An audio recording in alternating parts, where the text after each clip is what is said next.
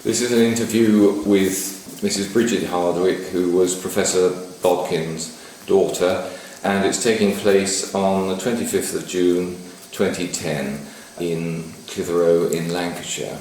So, Brigid, first of all then, just thinking about the background to your links through your father to the Barber Institute.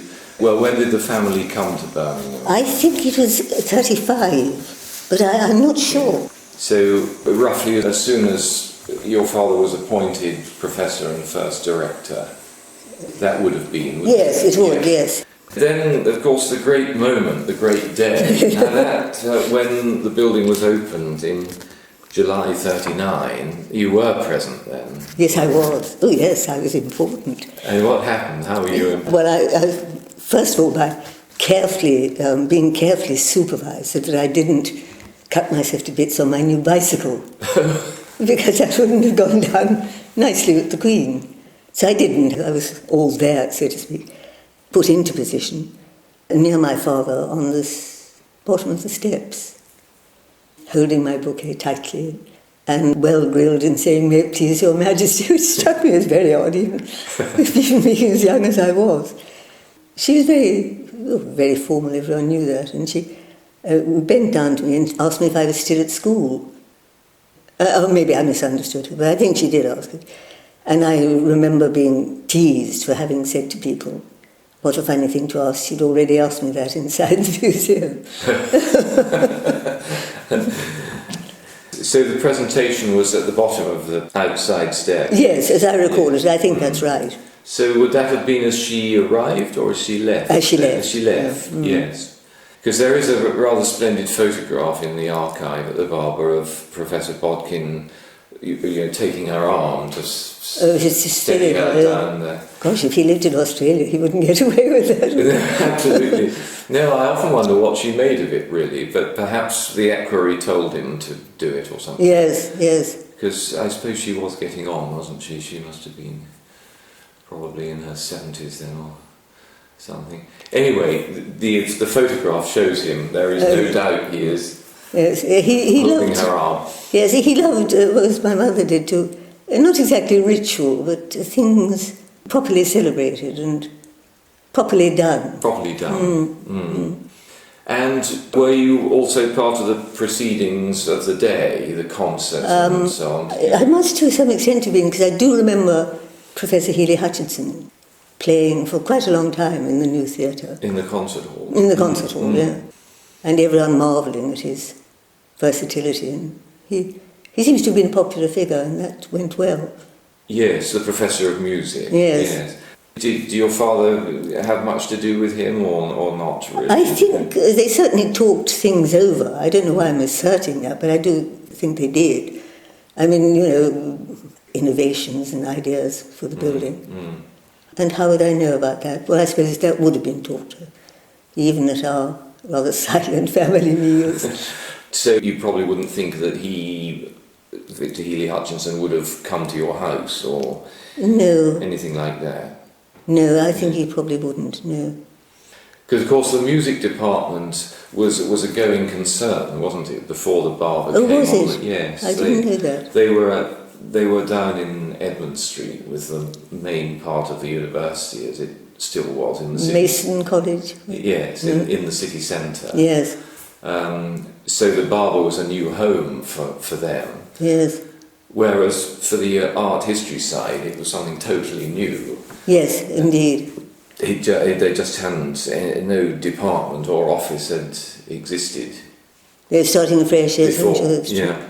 Do you have any other recollections of that day at all?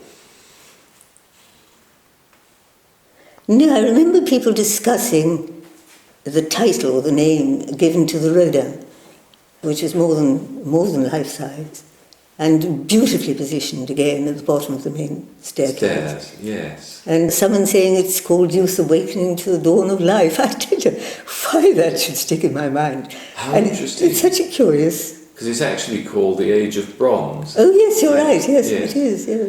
But perhaps it wasn't labelled at the time, that's a possibility. Yes, and this was just discussed. And possible titles may have been discussed. But actually, although that was in place, that Rodin, and although the George I was in place outside, there wasn't really that much art in the building. There wasn't was there? also, no. You mean at this point? At this point? Yeah, no, there wasn't, no. I can remember, but I don't know whether it's from that particular time or just from odd visits and conversation. I can remember the names of quite a few of them. They must have impressed me more than... Oh, good. Such as... Well, the little flink of the boy. Oh, yes. So that was already there. I'm pretty sure, yes. Yes, or very early on. Early on, yes. And we mentioned the tutorial. I astounded Peter the other night by talking of, as being one of his favourite things, Christ the woman and the woman of Samaria.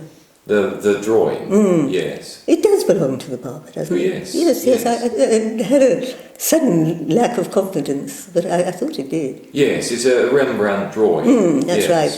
And she's, standing in front with her head down. Yes. It is very beautiful. It is very beautiful, yes. In fact, some of those early drawings that were acquired are some of the greatest acquisitions. Oh, do you think so? I think so, along with the paintings. And actually the very first acquisitions that were made were drawings from the Oppenheimer sale. You mentioned that, yes. Yes, in 1936. Yes. So there is a great connection between the Barber and very fine old master drawing. Just being bought at that time. Yes, that's interesting. Did the Oppenheimer collection have a single theme or a single period? No, it was one of the great collections of old master drawings. Yes. So it wasn't as I mean, I think they were more Italian than others, but it was quite widely cast, really. Yes. That collection. To give you a very important nucleus. Yes. Yes.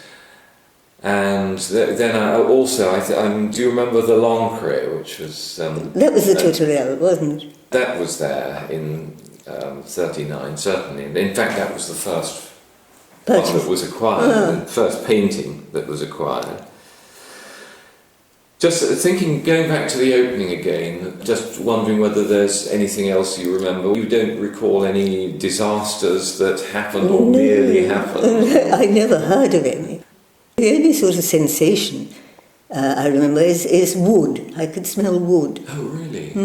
Because things were still being put in place and finished off. Yes, that is interesting. And was it a fine day? Do you recall that? I think it was fine enough. I don't remember any sort of complaints about that. No panics about umbrellas. No, I think that went smoothly. Yes. But it must have been really good for somebody your age, then it must have been really quite a major business, wasn't it? Yes, it was. And I had a beautiful dress, which wasn't part of the usual repertoire of clothes that I had. But this was beautiful. It was just white muslin with a broad shot silk cummerbund. Oh, yes. It looked nice, yeah. What are your impressions in general? I mean, you've mentioned how Queen Mary was formal in her approach to the proceedings. Do you remember anything else about her in particular and her reaction to the Institute? No, it wouldn't have come my way, I think. Even if I'd been sort of quite consciously drawn into it, there wouldn't have been much there for me to do. How did you feel when you were giving the bouquet? Gosh, I must be the most insensitive little child. I can't remember. Well, I didn't feel panicky, so someone must have done a good job on that. Good. And that's all really, as far as my feelings went.